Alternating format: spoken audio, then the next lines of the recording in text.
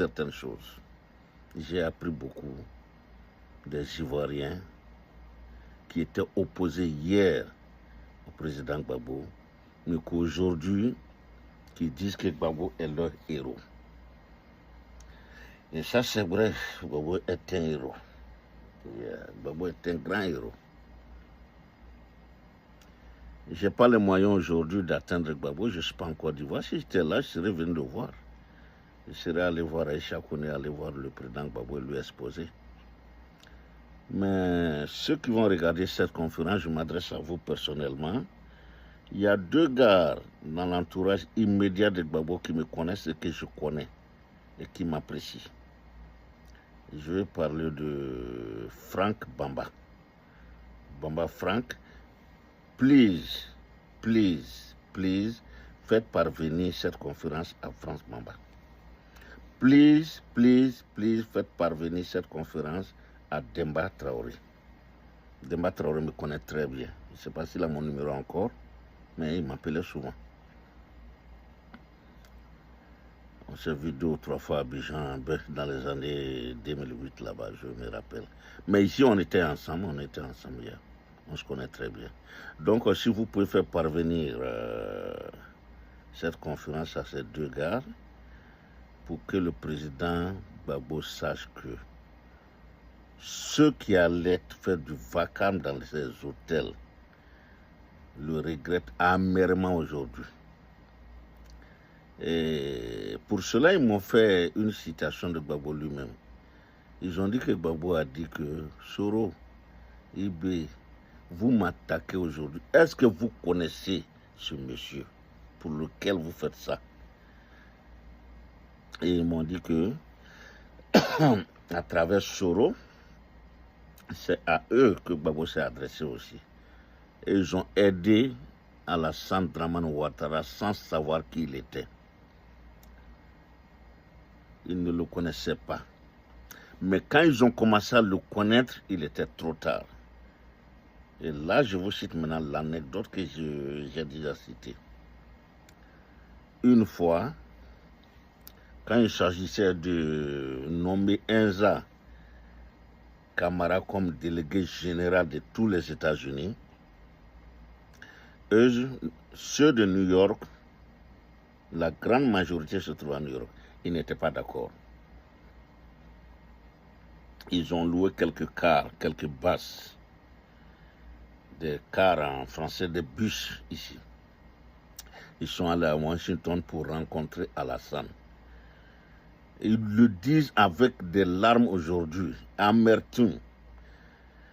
Ils sont allés rencontrer Alassane avec le gars, comment il s'appelle, leur secrétaire général, ou bien leur leader ici à New York, qui s'appelle Fofana. Voilà, le grand Fofana, grand détail. Et que quand ils sont arrivés, ils ont rencontré Alassane. Et ils ont fait part qu'au lieu qu'il y ait un seul secrétaire général, qu'il y ait des secrétaires dans toutes les sections, c'est-à-dire à New York, machin, et partout. Et ceux-là maintenant allaient élire un président. Bien sûr, ils savaient que si cela était acquiescé par Alassane, s'il l'acceptait, Fofana serait élu. Et Alassane les a regardés, leur dit, tiens, vous voulez contester ma décision à moi? C'est leur mot, hein? Vous voulez contester ma décision à moi?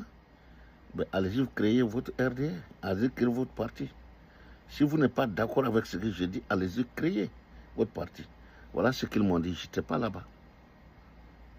Et c'est la mort dans l'âme. Ils ont quitté Washington jusqu'à New York.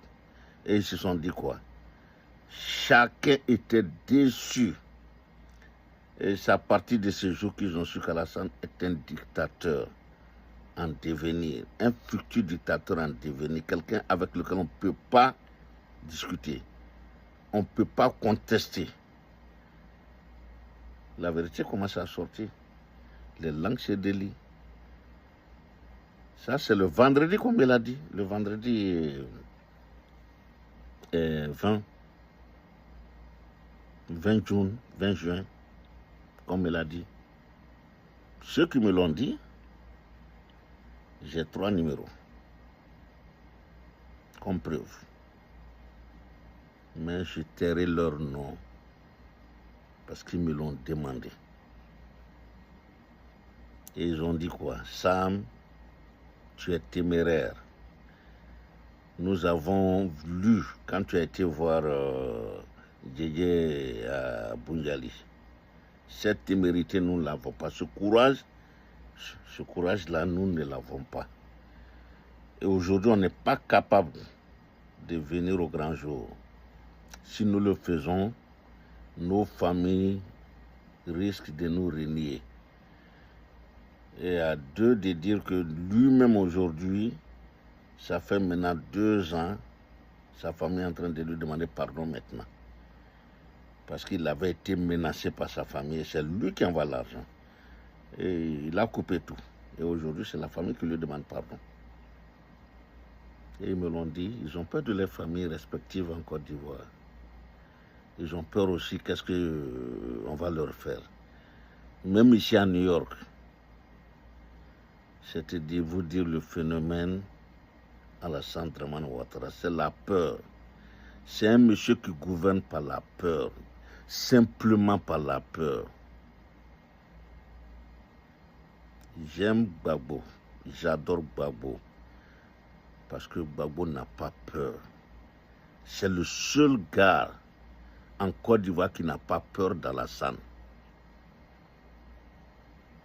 Et c'est le seul gars qui fera partie Alassane, de gré ou de force, de gré ou de force, de gré ou de force, qu'il le veuille pas, Alassane ne fera pas de 4e mandat en Côte d'Ivoire. Pas en Côte d'Ivoire, Alassane ne fera pas de 4e mandat. J'en suis convaincu. Parce que nous avons, en Djoula, on appelle ça Tchefari. Gbagbo est le Tchefari de Côte d'Ivoire. Quand on dit Tchefari en Côte d'Ivoire, là, Gbagbo fait partie. Le petit Soro fait partie de Tchefari. Sincèrement, je n'ai pas apprécié tout, mais c'est un Tchefari Soro Guillaume. Mais ça ne m'étonne pas. Gbagbo est son mentor. Son premier mentor, c'est Gbagbo. Sa venue en politique, il est venu par lui-même, mais il a beaucoup d'admiration pour Gbagbo. Il a beaucoup d'admiration. Ils ont travaillé ensemble. Et je crois que cela a renforcé les convictions de Soro envers Gbagbo. Gbagbo, c'est un homme de parole. Ça, je vous le dis, tout le monde, la Côte d'Ivoire le sait. C'est un homme de parole. Il est pacifique. Il n'aime pas la guerre. Gbagbo n'aime pas le désordre. Gbagbo n'a jamais créé de désordre. Gbagbo peut faire sortir les gens, mais il a horreur qu'on casse. Et il a fait la prison pour ça, en Côte d'Ivoire. Déjà sur Alassane lui-même. Les gens doivent me comprendre. C'est un monsieur que je respecte, que toute la Côte d'Ivoire respecte, pour ses bravoures, pour sa bravoure à avoir affronté l'inimaginable au Houphouët-Boigny.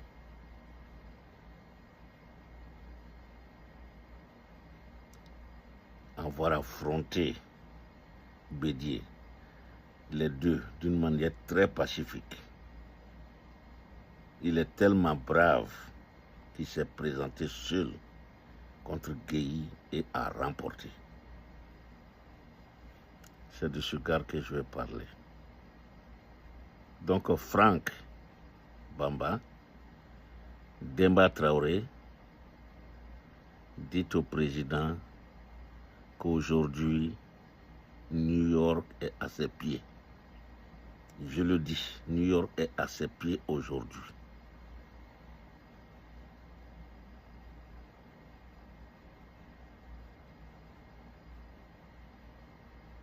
Vous vous rappelez, je crois que c'est fait en 2008, le discours d'Adama Konaté, le discours historique. discours du garçon d'Adama Konaté, quand il a dit que président, jamais, encore jamais, plus jamais de vacarme dans vos hôtels, devant vos hôtels, ça va plus jamais se. Mais il avait signé son arrêt de mort ce jour-là. Et ça ne s'est jamais, jamais, jamais passé encore. On se connaît entre nous. On est Djoula, on se connaît. On sait qui est qui. Mais ceux qui font le vacarme, ils ne sont pas représentatifs des Djoula. Ça, je vous le dis. Acceptez-le. Hier, l'immense majorité, la grande majorité, très grande majorité des nordistes, en grand, des nordistes en grand, a été induite en erreur. La grande majorité a été très induite en erreur. Mais aujourd'hui, les gens ont compris.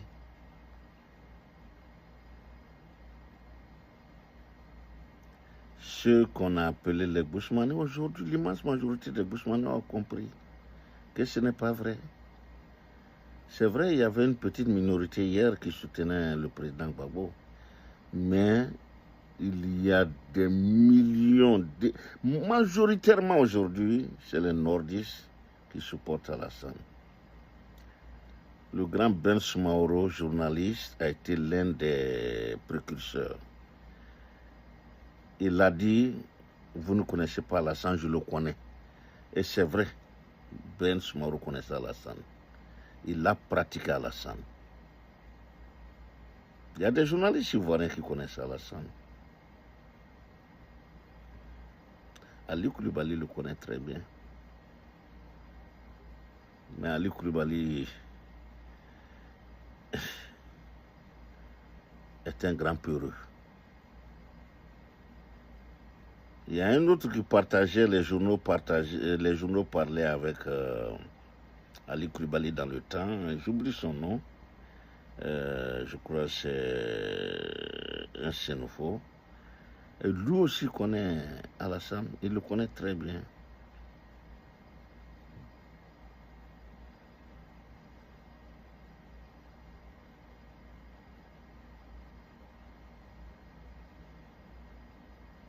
Quelqu'un m'a dit que de parler à Dominique, mais combien de fois je vais parler à Dominique? Allez, je vois mes conférences passer, j'ai beaucoup parlé à Dominique. J'ai parlé à son petit frère, j'ai parlé à sa nièce, à sa soeur, à ses gendres. Qu'est-ce qu'on peut faire de plus? Mais ce que les imams m'ont dit, Alassane n'écoute personne. Et ça, c'est la vérité. Et ça vient d'être reconfirmé par les jeunes, par les nordistes, RDR de New York qui sont allés voir Alassane.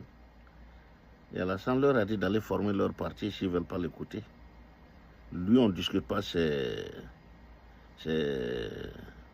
décisions.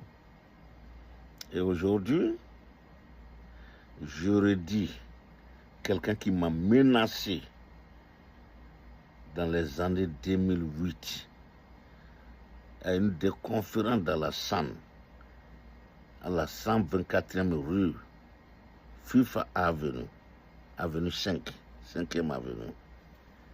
Il est à Abidjan aujourd'hui. Il s'appelle Nouo Bani Sanogo. Il a dit qu'il allait me gorger. Pourquoi? Parce que j'ai demandé à Kafana que je voulais poser une question ou deux questions à Alassane. Et il a dit quoi en Djoula? Hein? Ka docteur Nyilinga Kumakana? Ochemawolo Côte d'Ivoire Folo, Ochemawolo. Ça veut dire que personne, cette personne n'est pas encore née. Demandez au docteur Alassane Dramane Ouattara pourquoi il veut être président de Côte d'Ivoire. Lui poser la question sur son programme. Mais Alassane est venu en Côte d'Ivoire sans programme. Il est venu au pouvoir sans programme. Mais c'est un lavage de cerveau qui a été fait au Djoula. Mais les Djoula, ils ne vont pas s'en remettre tôt. Hein.